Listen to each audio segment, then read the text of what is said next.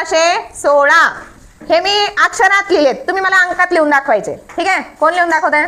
चला एक एक जण या, नीट वाचा. 16,1616 हा लिहा, वाचा, डोकं चालवा आणि सोडवा.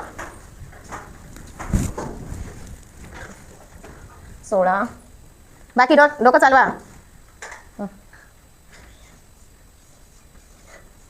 बरोबर आहे का? नाही. चला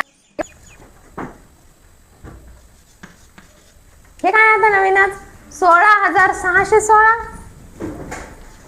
चला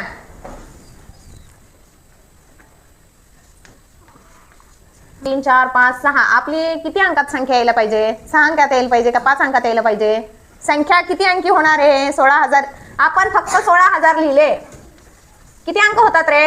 एकक, दशक, शतक, हजार, 10,000 झाले का? 16,000 किती अंक झाले? 5. मग तुम्ही अंक किती लिहिता? 1 2 3 4 5 6. काय होणार आहे? 1,00,000 व्हायला लागलेत की नाही? मग एवढ्या लांब जायची गरज आहे? आधी काय करा, तुम्ही 16,000 लिहून घ्या. लिहिले? आता मला सांगा 16,1600. मी काय सांगितलं होतं? 1600. 1600 म्हणजे किती? 1600 1,000 आपल्याला ऑलरेडी आहेत ना. 1600 म्हणजे काय? 1,600 आहेत की नाही? मग ते 1,000 आपण ह्या याच्यात टाकून 17,000 नाही होऊ शकत? होऊ शकते की नाही? हे बघा, आता 1600 सांगितलेत हा, आणि पुढे काय सांगितलंय? 16. तर 1600 16 असं वेगवेगळं लिहून त्याची जर बेरीज जरी केली, काय येणार बेरीज?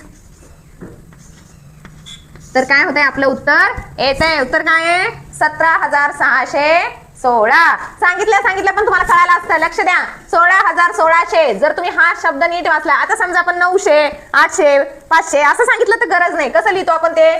16,000. समजा इथं बघा 16,000 मी 900 सांगितले, 900 4 5 असं काही पण सांगितलं 900 पर्यंत, तर तिथं आपल्याला वेगळं काही लिहायची गरज नाही. जसं सांगितलंय तसं आपण लिहू शकतो. पण 1,000च्या पुढं समजा 16,000 1100 म्हणलं मी इथं, 1200 म्हणलं, 1300 म्हणलं, 1400 1500 1600 काही जरी म्हणलं इथं, तर काय होणार आहे? त्याच्यात 1000 ऑलरेडी येणार आहेत, हे की नाही? 1100 म्हणल्यावर 1,100 असं होणार ना. मग ते 1,000 आपण ह्याच्यात लिहिण्यापेक्षा ते आपण ह्याच्यातच मिसळून लिहिले तर आपलं उत्तर काय होणार आहे? बरोबर येणार आहे. नाहीतर मग काय 16 16 16 काहींचं 16 0 16 16. ती किती लांब चालली संख्या वाचली तर ती ही होणार का? 16,1616 होणार आहे का? नाही. त्यामुळे काय करायचंय? आधी काय दिलंय ते बघून व्यवस्थित त्याला लिहायचं आहे. आलंय लक्षात? छान होता की नाही प्रश्न? लक्षात ठेवायचा आहे.